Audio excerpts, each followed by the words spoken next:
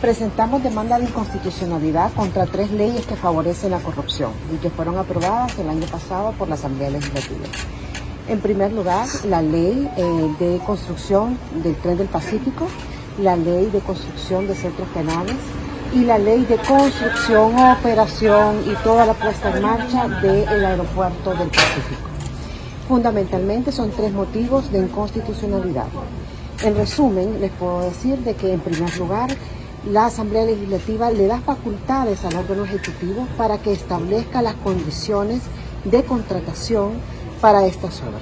Y esto vulnera la Constitución de la República, de acuerdo a que cada órgano tiene sus propias facultades. Y lo que le corresponde en este caso a la Asamblea Legislativa y no al órgano ejecutivo. Es decir, no se puede poner a regular al órgano ejecutivo cuáles van a ser las condiciones de la contratación pública. Eso en primer lugar. En segundo lugar, esto vulnera también la Convención contra la Corrupción de Naciones Unidas y la Convención Interamericana contra la Corrupción.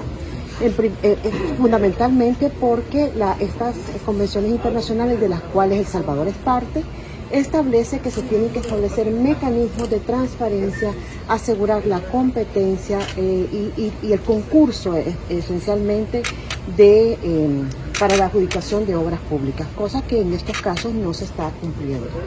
Pero además hay una inconstitucionalidad también de los artículos que en cada una de estas leyes se viene repitiendo, y es que vulnera esencialmente el sistema de contratación previsto por la Constitución de la República, que es la licitación pública. ¿De qué estamos hablando cuando hablamos de licitación pública? Porque a veces no sabemos qué es.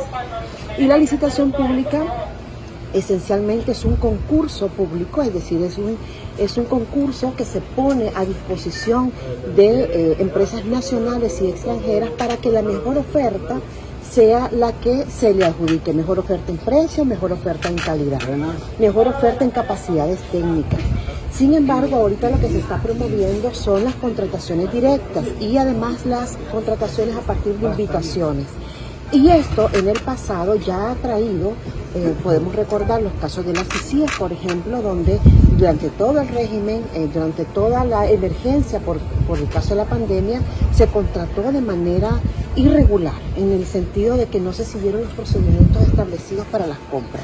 Y ya sabemos que esto produjo, por supuesto, contrataciones irregulares que fueron señaladas incluso por la CICIE a partir de que se favoreció a familiares o se puede favorecer a determinados proveedores, y esto por supuesto va en detrimento de los fondos públicos.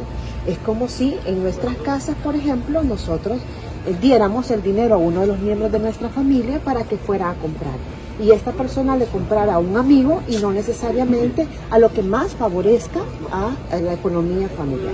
Después esos recursos públicos van a hacer falta a final de mes, y es lo que justamente pasa en nuestro país.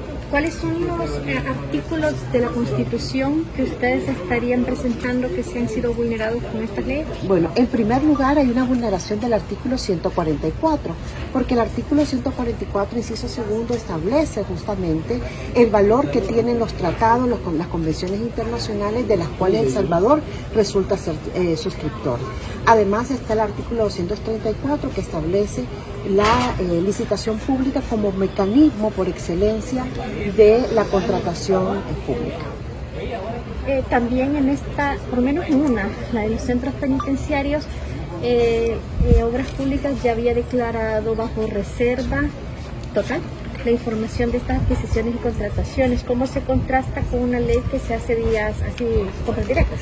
Precisamente uno de los grandes problemas que ofrecen estas leyes y que vienen a ser agravadas es que como no hay procesos transparentes, no hay procesos que además regulados por ley, también esto viene a complejizarse con la falta de transparencia de la gestión pública. Es decir, además de que la ley le da facultades al Ejecutivo, el mismo Ejecutivo pone en reserva todos los procesos. Y eso dificulta, por supuesto, la auditoría ciudadana, pero además la corrupción es una plaga que se come los fondos públicos, que vulnera precisamente toda esa base de fondos públicos que se requieren para las obras y para los servicios necesarios en el país.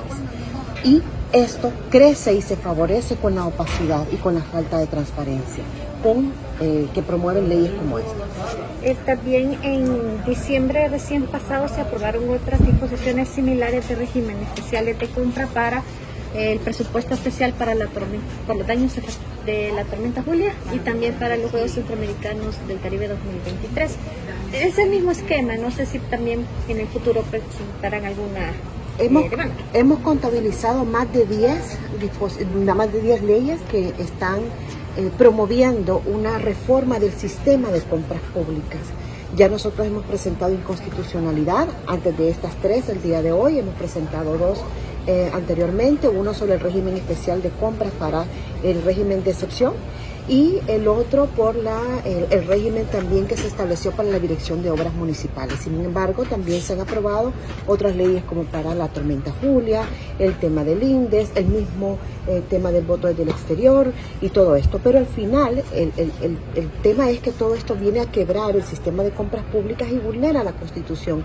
Y esa vulneración de la Constitución, lo que pasa es que termina agravando la situación de las finanzas públicas, porque no hay mecanismos de optimización y de transparencia para la vigilancia de esos recursos públicos. Como insisto, todo esto viene a ser agravado con la falta de transparencia y las reservas que se establecen y por supuesto estamos también analizando esta circunstancia agravante que ya refería sobre el caso de la tormenta Julia, por ejemplo, o sobre estas mismas leyes que han venido a reformarse para hacerse de carácter retroactivo. Y esto tiene implicaciones porque significa que antes de haber sido puestos o de haber iniciado los procesos, ya se estaban aplicando, ya se estaban haciendo compras que ellos necesitan cubrir. Entonces, de aquí que es relevante establecer esos mecanismos y establecer también esos lazos de posible corrupción que puedan estar existiendo en el país. Insisto, la corrupción es una plaga que se come los recursos públicos y la opacidad, la falta de transparencia, lo que hace es que estos germinen con más fuerza.